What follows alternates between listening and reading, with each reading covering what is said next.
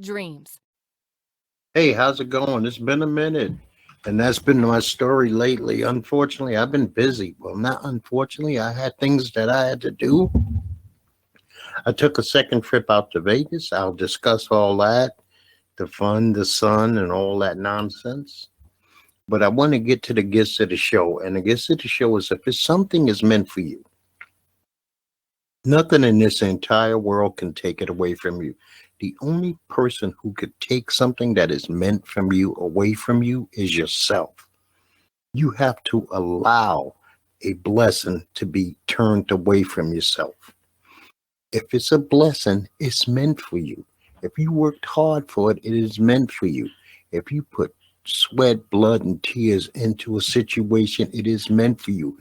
And I meant all in, not halfway in, not one toe in the water and the other nine sitting on dry land. You got to be willing to go all the way in for something to be with you. I mean, if that means losing sleep, if that means studying, working harder than anybody else to achieve a goal, it is meant for you. You're not going to have a beautiful body and never work out unless you were just blessed with the DNA of having it. But even if you have that beautiful body and you eat like a pig day in and day out, you're going to destroy that. So that meant this no longer meant for you. You didn't do what was needed to be done to maintain the gifts that you were given. And we're going to get deeper into that later. But I just want to put that bug in your ear. I like to put a bug in your ear each and every time just so that you would have something to think about other than just mundane things that are going on in this earth. We have to reflect, take a moment each day and think about something that matters, something that truly matters deep inside of us so that we don't just become trivial, that we don't become like cartoon characters. Real life is real life. There are real things going on in the world, and we need to deal with them. Anthony A.J. Johnson died at the age of 55. You might know him from movies like Friday and things like that.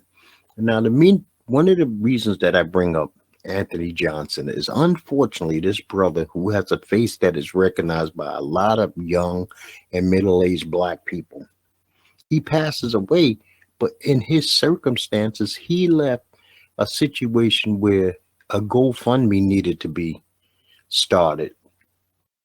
I think that all responsible adults must maintain some form of life insurance. You must be able to leave your kids, your wife, and your loved ones able to take care of you. You're going home. They must be able to take care of your bills.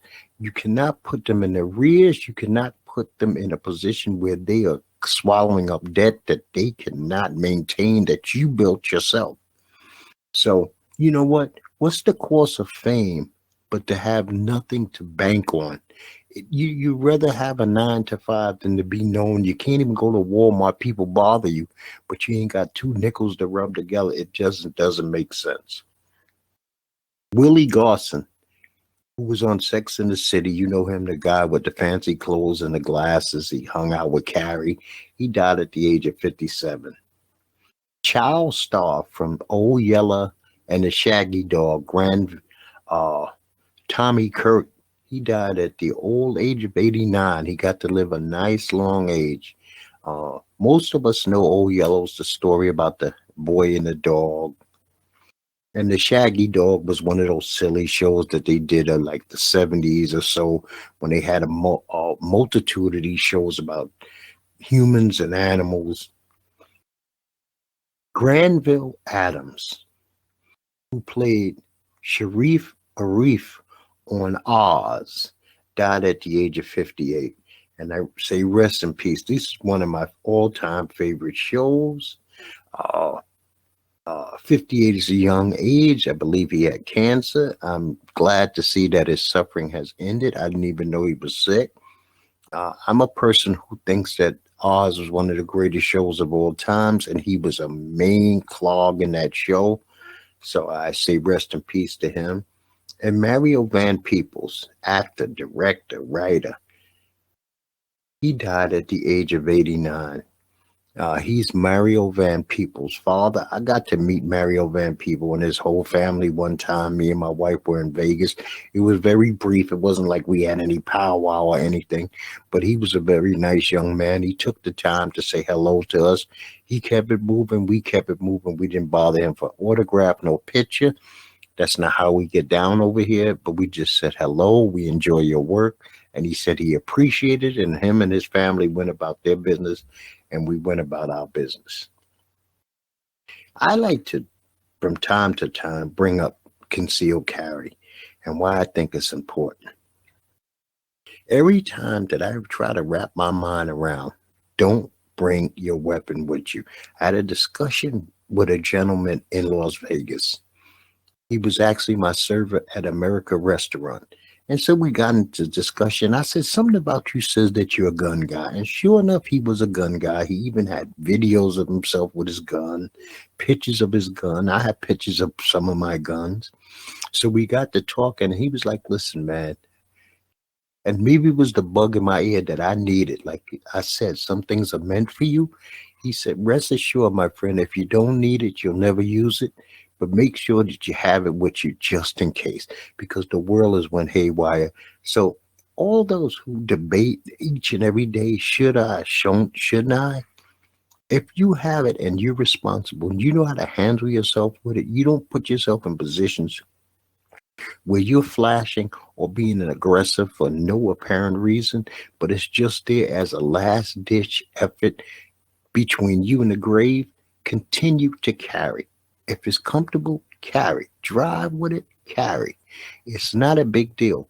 Do what you need to do to make sure that you and your family are safe at all times. So COVID-19 has went up to 46 million cases in the U.S. 734 million people have died. We have 401 million people now vaccinated. Worldwide, we're up to 239 million cases and 4.9 million people have died. This is a lot of people. I cannot wait for this era to be over. I cannot wait so we can look back in the rearview mirror and say, this was a time that we made it through, that we did what we were supposed to do to make it through. Now, COVID will come up again because it's going to have some things to do with athletics. But I'll get to that in a time. So Merck, the pharmaceutical company, and Ridgeback Biotherapeutics have come up with a pill. They submitted an application to the FDA for a drug called Molnupiravir, and it's supposed to be seen and spread worldwide soon. So for those of you who are scared to take a needle, and this needle does not hurt. It's like a flu shot. It's so skinny you don't even feel it. And I'm a person who's not into needles. Trust me when I tell you that. But there's a pill. We'll see what the FDA does about this. Now, I did mention that I went to Vegas. I did a podcast a couple of weeks ago about how Vegas wasn't ready. Have some things improved in the month that it took for me to go back? Yes, some things have improved, but some things remain the same. The airport, I was in a better section. Southwest Airport is much better section of the airport than the JetBlue section. But Southwest is a shitty airline. Southwest had to cancel over 2,000 flights this weekend. I was lucky enough to actually make it home right before they went on this work stoppage. I was able to make it home right before this. And I'm so glad. Right now, flying out of Raleigh, North Carolina, the only day of the week that they have nonstop flights is on a Saturday. So that means you arrive in Las Vegas on a Saturday. I had to take a connection flight to get back home. And we went to some place called Midway in Chicago. It was the worst airport I had ever been in my life. And I've been in foreign country airports. This was a shithole. There was tremendous lines of people. I have never seen anything like this before in my life. There was no comfortability. There was no seats. This was a horrendous airport. I was so glad that we were able to get in there and get out because we only had like 30 minutes between the connecting flights. I was able to get my luggage. So I consider myself to be truly blessed to make it through. But Las Vegas was good. The weather was much better. I would always say that from now on, as I get older, I do not want to see Las Vegas in the 109s. I'd rather see it in the 80s, low 90s, or even less. If God willing, next time I set up my trip perfectly, I'll be between 75 and 85 as the high. Uh, I thought Fremont Street was kicking ass. It was a beautiful experience. I enjoyed myself. I checked out Main Station Hotel, which I had never been in before. All these years I've been going, since 96, I've never been in Main Station Hotel. It's a beautiful old school hotel. Smelled good. I got no complaints. I love what they've done with Fremont Street. It's like being in the village in New York. It was a very nice experience. My whole experience down at Fremont made me rethink Fremont. I had thought that Fremont had taken a turn to the left and it was going bad, but they seem to have pumped some money in there with the Circa, doing stuff at Main Street, doing stuff at the California, doing stuff like that, that it was nice. Now, there are some hotels that I have no use for. Planet Hollywood, you get bothered inside, outside, as you walk through the casino by these people selling these timeshares.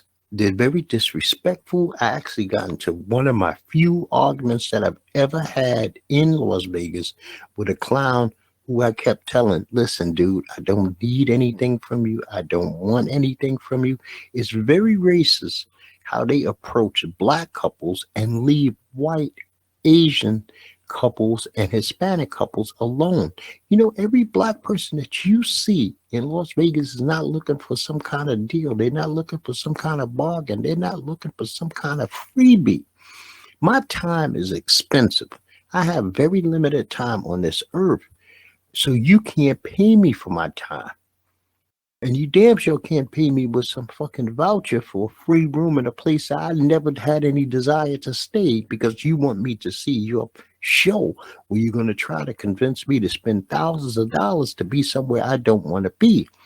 So, you know what? My next trip, maybe I go in Planet Hollywood. Maybe I don't go in Planet Hollywood because I'm not going out of my way to eat a $5 meal at Ocean One Grill. That's just not me. I can find food, I can afford food, or I would not get on a plane and take my butt all the way to the West Coast because I'm being cheap. When I look at Vegas, I don't look at it as me being cheap. I won a couple of dollars here and there. I did bad on my sports bets this time around. I didn't get lucky like golf. I lost on football. I did some parlays. I lost on football. I lost my Yankees loss to Boston Red Sox, so I took a loss there. But I did hit some slot machines, 190 here, 200 there, 150 there, stuff like that. You know, so it kind of balanced itself out. I walked away feeling really good about my trip. I felt like everything that I did not get to do the first time, I got to do the second trip. I went and seen the conservatory, which was another different conservatory than I seen in the beginning of September. October, it changed. It was lovely. I mean, I don't even sit around for the volcano. I've seen the volcano 30, 40 times. It's not something that intrigues me anymore, so I kind of leave that alone. And if you don't know, right now, Vegas cabs are in zones. So you pay a set price to go from the airport to hotel. They can no longer just drive you all around town, jacking up the fare. So you don't have to worry about that, at least for now. And from what cabbies told me, this is what's going to remain for quite a while. It was also nice being back in town and staying at the same hotel. People remembered me. So my service was bumped up because people had just seen me. Actually, people actually even remembered my name from the month before. I don't know why I left. Me and my wife left some kind of impression with them, but we did. And it's pretty cool. So I say if you need to get out of town, people are respecting the mass mandates. If you can afford it and it's something that you like to do, I would say, yes, go to Vegas. Enjoy yourself. Take a long 4-day trip. Relax. Don't make a bed. Don't cook for yourself. And go there. So we got an issue in the United States of America. 4.3 million people resigned their jobs last month. There's something like 10 plus million job openings in America. Now, I'm not understanding how people are eating, paying their bills, their car notes, their insurance, putting gas in their cars when they are quitting their jobs at these rates. Where are they getting the money to, survive? Where are they getting the money to maintain and pay their credit card bills? I mean, is Biden sending that much money to the parents each month where they don't feel that they need to go and seek employment or maintain their employment? It's ridiculous. We have to fix this. We have to figure out how we can get our workforce back. Grocery in the stores are disappearing, people. It seems like deliveries are not arriving like they once were. I don't know. Maybe where you are, your stores are stacked. I live in a good neighborhood and my stores struggle to stay stacked. Please reach out to me if you are not experiencing this or you co-sign what I say as far as this is concerned. I would like to hear from you on that. So I'm looking around and, because I do a podcast, I maintain social media. I maintain Twitter, I maintain Facebook, and I maintain Instagram. But Facebook is a dying breed, people. It's like almost nobody has it. And people who have it are old school people. People don't seem to care. And yesterday, I kind of said goodbye to Twitter. I got into this fat, bumpy, fucked up, race baiting Jason Whitlock. And I said some nasty things to him, and Twitter suspended my account. And you know what? I'm going to fall on my sword. I'm going to be a man about this and say, I own what I say. I meant what I say. And if it violates their sensibilities, if it violates their standards and codes, I don't deserve to be there. Like I said, I'm a firm believer in what's meant for you. Nobody in this world can take away from you. And so that means, as far as I'm concerned, I'm not meant for Twitter, and Twitter's not meant for me. There's no spilled milk. I move on, but I'm just stating that if you look for a Strange Talk with Doc show on Twitter and you see that it's disabled, it doesn't mean that I'm disabled. It means Twitter, this imaginary place where people go to bait and argue and get on each other's nerves. I'm no longer a part of that world, and I'm fine with it. So American Horror Story is heating up with these aliens. I think it's very good. I can't wait to see deeper into the show. See, right now the aliens seem to be kicking our ass. We don't seem to have any kind of answer for the aliens. And I don't want us to lose, being a human. That's just the way it goes. Ted Lasso's last 2 episodes have come on since I've been gone. I'm going to watch those today. I've heard some things about them. I heard that there's going to be like a shocking twist in Ted Lasso. I love the show. I can't wait for season 3. The Walking Dead has went to one of its many season endings. This last season is 24 episodes. The first of the first 8 ended. This character Pope got what he deserved. It's time to move on. I'm really not into these Reapers. I'm not into these Reapers at all. I think they're garbage. But it's going to come back in 2022. Hill's first season, the wrestling show Hill's first season ended. And I am hoping that this show is re-signed. I think that it's well done. I like the backstory of wrestling. I think it's fantastic. And the Wu-Tang, an American saga, this season has been so outstanding. It blows away season 1. It is almost not like you're watching the very same show. Season 2 was so good. American Crime Story, The Impeachment, season 3 is very good. There was an episode last night. Linda Tripp is now speaking to the feds. She's releasing tapes on Monica Lewinsky. So this show is heating up, right? Bob Hart's Abishola, they have made it back to the mainland. And in the mainland, the boy stayed in Africa so far. So I guess maybe he's a student or whatever, and he can't be there full time. So now the show is revolving more about Bob's family in Abishula, and Abishula's family, minus the husband and the son. I enjoy that as far as a comedy goes. Saturday Night Live returned. The first episode was Owen Wilson. It wasn't that good to me. The second episode, surprising to me, Kim Kardashian West, was good. I thought that was much better written. I thought she did a decent job. She's no professional comedian or anything like that. I thought she did a very good job. Ordinary Joe, I tried my hardest with this show. I couldn't make it to 3 episodes. You know what, people? I'm not going to sit here and bullshit you. I don't want to see a show that's going to make a hero out of a cop. So fuck Ordinary Joe. His third occupation could have been anything else in this day and time of social injustice than a police officer. We're supposed to be, feeling a certain kind of way, the audience, about a white New York City police officer, and it's just not flying with me. Dark Side of the Ring was very good. I seen the Chris Kanyon episode. Very sad how Chris Kanyon had to be closeted and hide his homosexuality from the world, and what it did to him mentally, physically, and emotionally, and also professionally.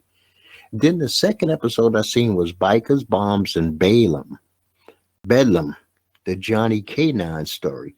That was very good. I never really knew Johnny K9. He's some Canadian dude. He wrestled WWE briefly as a jobber, but he has some success like in Memphis and places like that. If you don't watch The Dark Side of the Ring, give it a try. It's a very good show. Muhammad Ali, the Ken's Burn PBS special, was fantastic. I definitely say see that. You're going to learn some things about Ali that you might not have known. You think you've known it all, but you know what? Ken Burns is great at documentary. He is the top of the food chain. He is the Mount Rushmore of documentaries. So you can buy into something that he sells. The Law and Orders crossovers have been good. I am enjoying both. Organized crime, and I'm actually enjoying organized crime more than I am enjoying the Law and Order SVU, because I am tired of every time we turn around, there's somebody that's putting roadblocks in the SVU unit's way. I mean, can't we just deal with the crimes and not deal with the melodrama? I prefer when these shows didn't have so much melodrama and it just stuck to who was the criminal. Let's bust the criminal. Let's get the criminal's ass in jail. But everything has to be a soap opera. What If season ended? What If is by Marvel. What If is exactly what it is. What if such and such happened? How would it change the Marvel universe? I thought this was outstanding. Some people came down on it. I don't know why. I'm a casual Marvel fan. Do I know each and every character? Do I know everything that goes on in the Marvel universe? And do I treat them as though they're neighbors, friends, and families? No. Okay, it's kind of disturbing that Tony Stark's Iron Man is dead all the time throughout the series. That maybe Thanos doesn't have the power that he normally has. Thanos was treated like a bitch. Like I said, Iron Man is dead every damn episode. Captain America is no longer Captain America. But you know what? They bigged up some women in this show, and I appreciate it. We also had David Chappelle, The Closer, come out. Now, this Netflix comedy special calls all kinds of aggravation to the LBGT community. Dave Chappelle has the right to say what the fuck he wants to say. Dave Chappelle has the right to continue to do this intelligent form of humor that he does. Do I believe that the LGBTQ community needs to get a thicker skin and that they're not above being talked about like every other group on the planet. Yes. Is Dave calling for them to be hurt, harmed, beaten, killed in the streets? No, he did not. You cannot twist anything he said into he's calling for violence.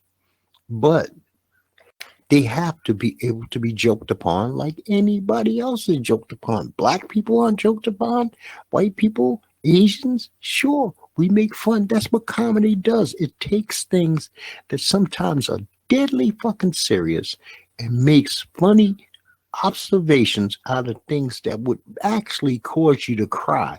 And that's what a great, not a good comedian, a great comedian can take a something that is tragic and almost give you a ray of light inside that tragedy. That's the blessing that they have. That's what's meant for them. That's the gift that they were given, that they give to the world. So RKelly was found guilty on all counts of sex trafficking in New York. Well, now it's just time to wait to see what kind of book they throw at him. I'm figuring it's going to be the size of an encyclopedia. It's got to be like a Britannia encyclopedia. It can't be a pamphlet. This man did dastardly things for a long time, and the fact that people have allowed this is disgusting. Bill Cosby's disgusting for backing him, saying he was railroaded. I mean, we have crazy people in this world, and that's just the way it is, you know. But we shall see. ESPN, the Ultimate Fighter will be on ESPN Plus this weekend. Aspen Ladd, who couldn't make weight a couple of weeks ago, is going to fight Norma Dumont. On this same card, you're going to have Andre Arlovsky, Jim Miller, Saralia Eubanks. So I'm hoping for a decent UFC card. I haven't seen one in like 2 weeks. I was in Vegas when they did the Santos and Walker fight, and so I was busy with other things. So I didn't get to see that card. And there was a card last week I just did not care about at all. So Kyrie Irving refused to get vaccinated. And the Nets had to finally come down on him and tell him, listen, dude, since you can't play in home games, we don't need you to be here part-time in us. We don't need you being here with special privileges when we have a KD and a James Harden on the same team. How are we going to look them in the face and say, y'all bust your ass and play every game? Y'all bust your ass and practice all the time. Kyrie's going to collect his salary, and he's only going to be here on road games. You know what? He thought he was bigger than the game. The game told him, no, you're not. See, because he's not the only one. Anthony Wiggins tried to do this kind of move with the Golden State Warriors, and his hand was forced. He said, you know what? I don't want to lose $17, $18 million a year. And okay, I'm going to say that they're forcing me, but you know what? I'm getting a vaccination. You know what? If Kyrie is man enough to stand on his sword and say, you know what? Fuck it. I don't want to play no more. Then don't play no more. It's not a birthright to be in the NBA. If it's meant for you, nobody could take it away from you. You have the talent to do it. It's not like they were trying to force him out of the league. They wanted him to be a part of something. Now, Kyrie wants to sit down and now act like he's the Muhammad Ali of vaccination. He is the voice for all the little people who have jobs in small places like, say, Southwest Airlines that are being forced to get, or American Airlines and nurses who are being forced to get vaccination. You know what? It's for the betterment of mankind. This is what we got to deal with here. This is for the betterment of mankind so that we can move on, not individually, but collectively, so that we can survive this. That's what we're trying to do. When you come up with numbers and you're stating things like 239 million people affected, that's not just a block. That is a worldwide. It's pandemic. This fucking nonsense. Bradley Bill, him, Wiggins talking about research. You're not researching anything. When you just research the word pandemic, fully understand what the word pandemic means. So Tyson Fury had his trilogy with Deontay Wilder, where he won by KO in the 11th round. Now, people have gone ape shit about this fight. This is not the greatest heavyweight fight there's ever been. But was it exciting? Yes, it was exciting. Were they going at it? Yes, they were going at it. But there comes a point in the time, and me being a former boxer, where you could see that Tyson Fury's class and style was definitely something Deontay could not handle.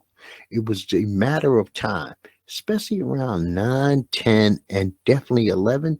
You knew that eventually the war of attrition would take over and that Tyson was in no threat of losing unless he got caught with a blind punch or something like that. So congratulations to Tyson Fury. I mean, those were two big dudes and they were throwing some serious leather.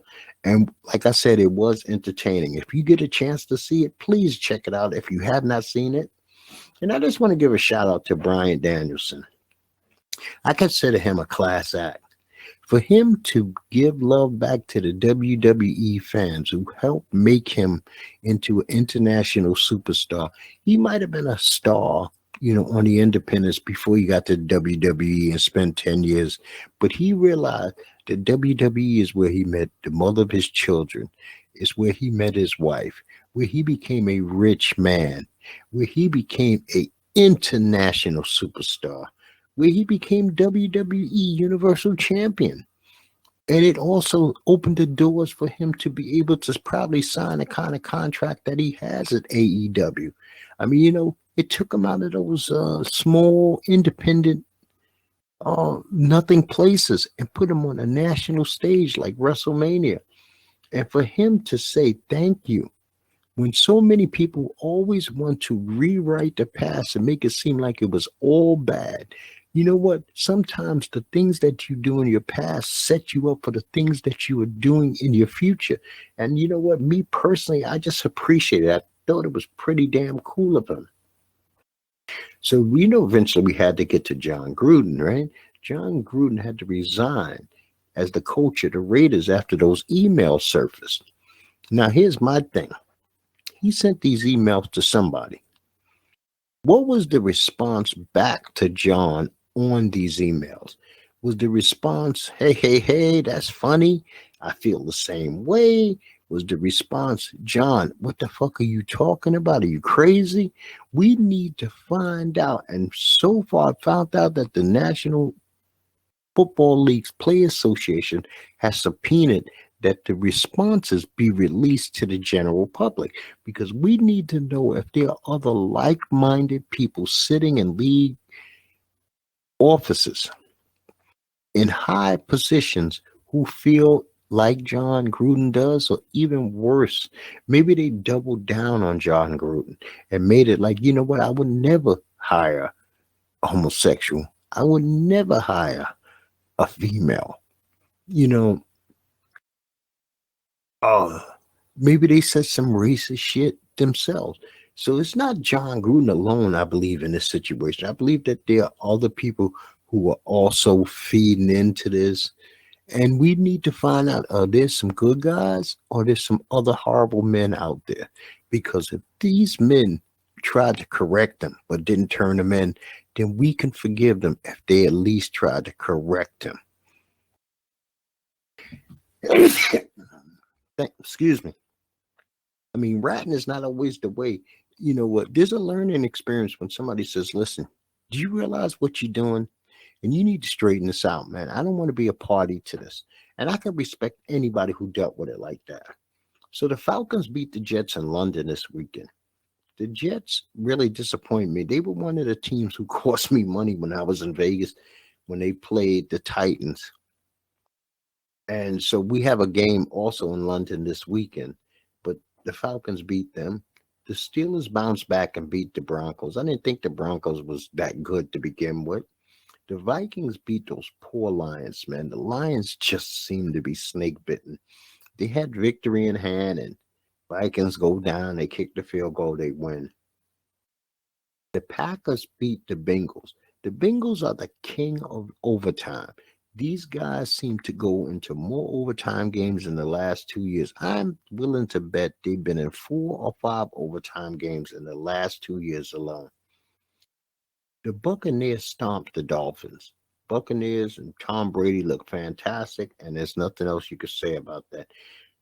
Bill Belichick and his Patriots beat another rookie quarterback. Rookie quarterbacks just cannot seem to beat Bill. It was a close game, 25-22, but they beat them. The Saints beat the Washington football team. I almost said the other name, and thank God I pulled back right before I said it. The Eagles beat the Panthers. The Panthers had the Eagles on the rope the whole game, but at the end, the Eagles prevailed.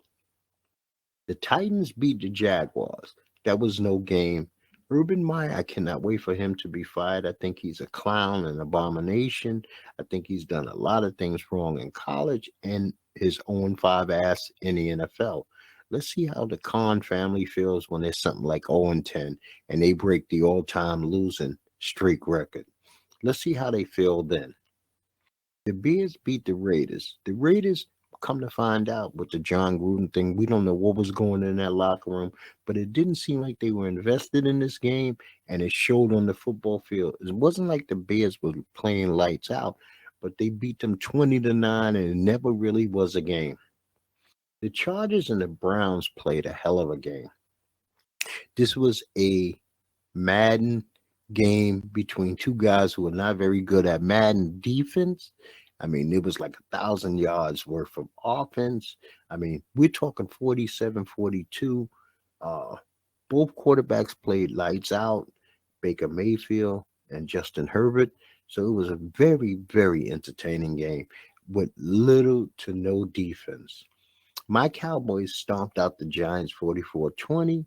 The Cardinals held on to remain the only undefeated team in the NFL. They beat the 49ers 17-10. The Bills beat the Chiefs 38-20. The Chiefs are actually under 500, sitting at 2-3. A little shine has been taken off of them. People are not going to be as afraid of the Chiefs because they see they're one-trick pony. Their offense only. Their defense really stinks. The Ravens beat the Colts Monday night on a great comeback by Lamar. They were down 19 points in the fourth quarter, and they beat them 31-25. The Colts are struggling a lot more than I thought they would be, but it is what it is, man. The NFL is no joke. Now, Thursday night game, we got the Tampa Bay Buccaneers are going to Philadelphia to play the Eagles. I'm taking the Buccaneers. I just don't think the Eagles have the offense to withstand what the Buccaneers bring at them. We have another London game. So even if you're on the East Coast, you wake up to football at 9:30 in the morning. And the people on the West Coast, they got a 6:30 a.m. game. And that game is the Dolphins playing the Jaguars. I have to take the Dolphins in this game. The Jaguars, I want to see them break that actually break the all-time losing streak. The Rams are playing the New York Giants in New York, but I got to go with the Rams. KC Chiefs played at Washington football team in Washington, and I think the Chiefs bounced back. The Chargers played the Baltimore Ravens, which should be pretty much one of the games, or if not the game of the week. And this is a tough one, but you know what? I like the Ravens at home. The Vikings are going into Carolina to play the Panthers. I actually like the Panthers. I don't know if Christian McCaffrey will return or not, but I'm hoping he does. Green Bay is going to beat Chicago in Chicago.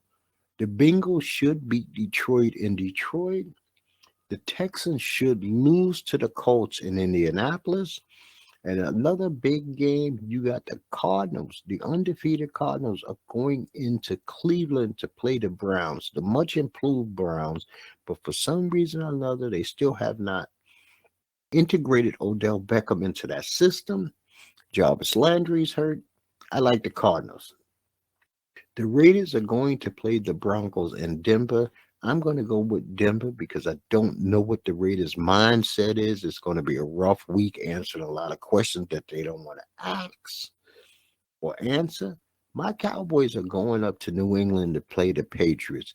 We should be able to beat the Patriots, even though they have a good defense. They have no offensive, and we should be able to take advantage of that rookie quarterback. I mean, we got Mr. Diggs, who is playing lights out DB. Right now, I have him as the defensive player of the year. Most people do. You got the Seahawks going into Pittsburgh to play the Steelers. I guess I had to go with the Steelers because Russell Wilson is injured, but I could care less about this game, and that would be the late game on Sunday. Monday's game, you got the Bills going to play the Titans. I like the Bills to beat the Titans in Tennessee. And your bye teams are the Saints, the Falcons, the 49ers, and the Jets. And that's pretty much it. Now, I appreciate you listening in. If you have any feedback for me, please hit me up. It's fine. I don't care, negative, positive. It's all the same to me. I learn from the negative. I appreciate the positive. But if it's real, I don't care what it is. Real is good by me. And I want you to just sleep on this, meditate on this. Put this inside your heart and your soul. If something is meant for you, nothing, and I mean nothing in this world can take it away from you. You've earned it. It's yours. All you have to do is claim it. Say, I refuse to accept anything less than what I deserve. It is mine. It's been ordained. It has been preordained. It has been blessed by a higher power. And no man can take what God has given you. And I'm going to say to you, like I tell you each and every time, people, and I will be back this time on time next week, Monday at my normal time. Anybody ever wants to call in, reach out to me. Go to my website. I have a QR code attached to the video. You could just click on it. It'll take you to my website. You can reach out to me. I'll give you the phone number where you can call in and we can talk about something that you might think that I was wrong about, or you can cuss me out or try to cuss me out if that's what your desires are. Or I could even promote a product or event that you might have, no cost to you. Just reach out to me. And I'm going to tell you, like I tell you each and every time, people, peace to you and peace to yours.